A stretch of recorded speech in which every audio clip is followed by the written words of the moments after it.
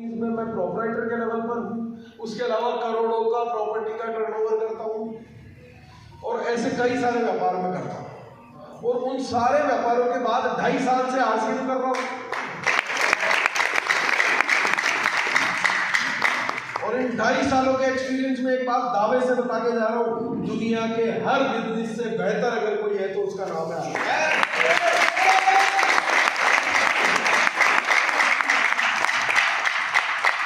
Experience. शायद आपके कुछ काम आ रहे हैं। मैंने आज के 22-23 साल पहले कपड़े की फैक्ट्री लगाई।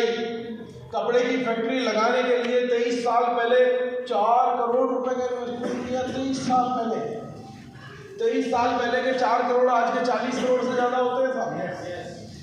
तो ये 23 साल पहले किया और 4 करोड़ रुपए देते ही फैक्ट्री नहीं लग जाती।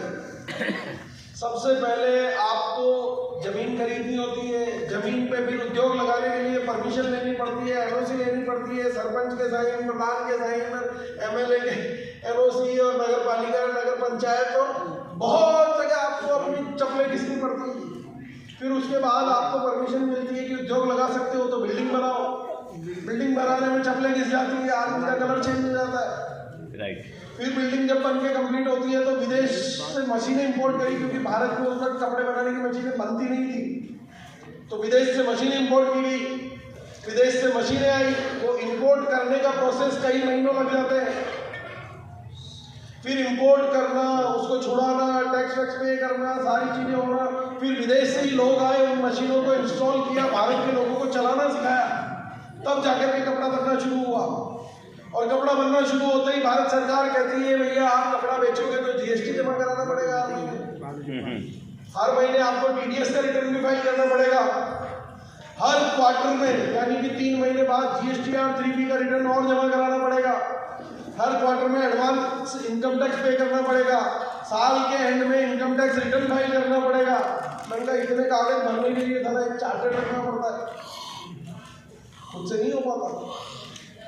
और इतना सब कुछ करने के बाद भी बहुत सारा स्टाफ रखना पड़ता है, बिजली का कनेक्शन लेना पड़ता है और लेबर डिपार्टमेंट से परमिशन लेनी पड़ती है, पॉल्यूशन डिपार्टमेंट से एनओसी लेनी पड़ती है और उस स्टाफ को सैलरी देना, इतना कपड़ा बनाना, वो कपड़ा खराब बने तो आपकी जिम्मेदारी, सही बन जाए तो उसकी कटिंग, पैकिंग, सैम्पलिंग, फिर हिंदुस्तान में घर घर घूम के सैंपल दिखा दिखा के उस कपड़े को बेचना, फिर उसका ट्रांसपोर्टेशन करना, फिर उसके बाद वो उधार जो आपने माल बेचा है 3 महीने बाद हाथ जोड़ जोड़ करके वो उधार पैसा कलेक्ट करना। सारा इतना झमेला करने के बाद जितना पैसा मैं कमाता हूँ, आरसीएम के कोर लीडर्स बिना किसी झमेले के मुझसे ज्यादा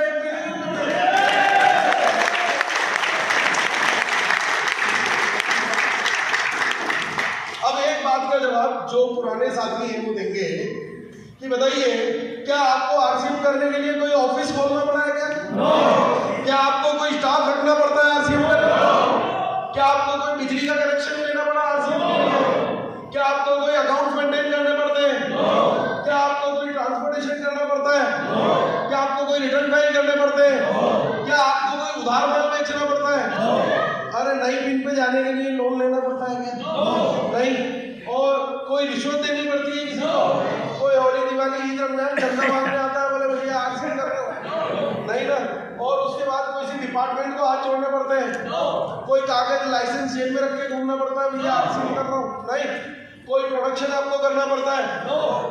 आपको किसी प्रकार का कोई लाइसेंस नहीं लेना, कोई फैक्ट्री नहीं लगानी, कोई स्टॉक नहीं रखना, कुछ नहीं करना है। आरसीएम में जितनी चाहे अपार सफलता ले लो, सफल होने के लिए आपको कुछ नहीं, केवल आप चाहिए होते हो और जैसे हो वैसे के वैसे चाहिए।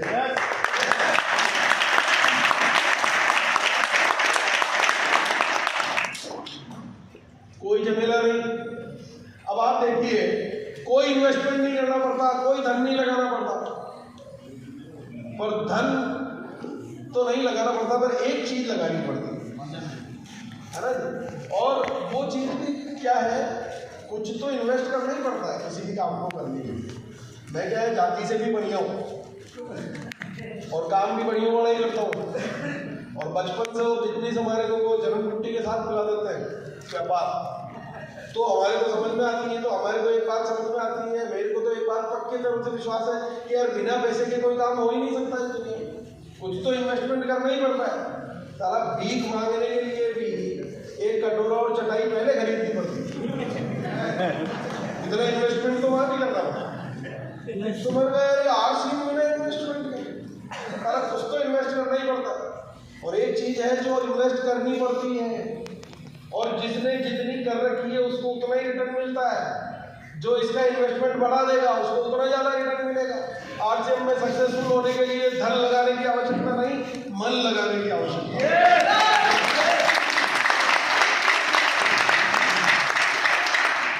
अच्छा, मन आरसीएम करने का नहीं चाहिए, आपका मन है आपके सपने पूरे करने का, आपकी जिंदगी बदलने का, बड़ा बंगला बड़ी गाड़ी लेने का, तो वो मन अगर आपका है तो उस मन को आरसीएम में इन्वेस्ट कर देना।